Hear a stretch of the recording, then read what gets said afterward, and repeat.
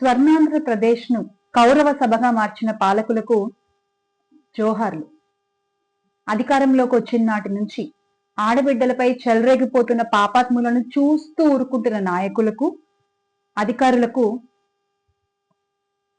Hats off. రాష్ట్రంలో ప్రతిరోజు ఏదో ఒక మూలన మహిళలపై అమానుష పాశవిక దాడులు జరుగుతుంటే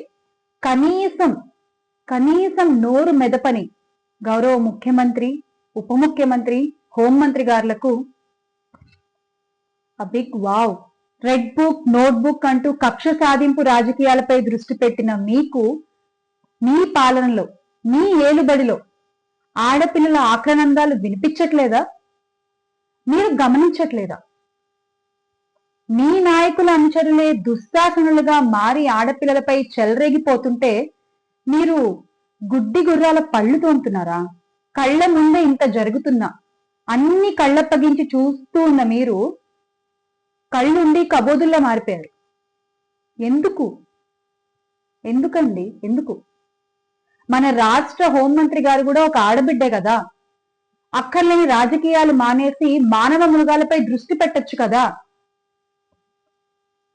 మొన్నటికి మొన్న వెంకట ప్రసాద్ అనేటువంటి కదిరి ఎమ్మెల్యే అనుచరుడు మురళి గారు, ఆయన కుమారుడు గణేష్ గౌతమైనటువంటి ఒక అమ్మాయిపై యాసిడ్ దాడి చేసి గొడ్డలతో నరికేసి ఇంత జరిగితే, ఇంత అన్యాయాన్ని తలబెడితే ఆ గౌతమి అనే అమ్మాయికి, ఆ కుటుంబానికి న్యాయం జరగాలని రాష్ట్రం అంతా మాట్లాడుతుంటే మీరు చేస్తున్న పని ఏంటండి? రాజీ కుదర్చడానికి విశ్వ ప్రయత్నాలు చేస్తున్నారు. ఇదేనా మీ రాజకీయం? ఇదేనా సార్ మీ స్టైల్ ఆఫ్ రాజకీయం కదా? ఇదొక్కటే కాదు, ఇప్పటి వరకు జరిగిన అన్ని సంఘటనల్లో ఆడపిల్లల వైపు మీరు నించోకపోగా మీ వాళ్ళని వెనకేసుకొచ్చే రాజకీయం మాత్రం బాగా చేస్తున్నారు కూడా.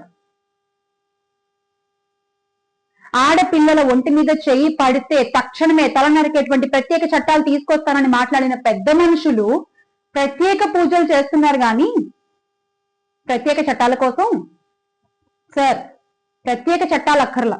తప్పు చేసిన వాడిని చట్టపరంగా ఈ రోజున శిక్షించండి చాలు.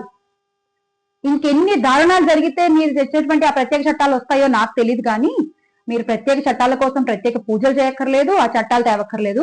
ఉన్న చట్టాలను ఉపయోగించి నేరస్తులను శిక్షించండి చాలు. అందుకే నేను చెప్తున్నా, మళ్ళీ ఆంధ్రప్రదేశ్ గొప్పగా మారాలంటే అది జగనన్నతోనే సాధ్యం అని. Make Andhra great again with Jagan Anna. I believe this. జై జగన్.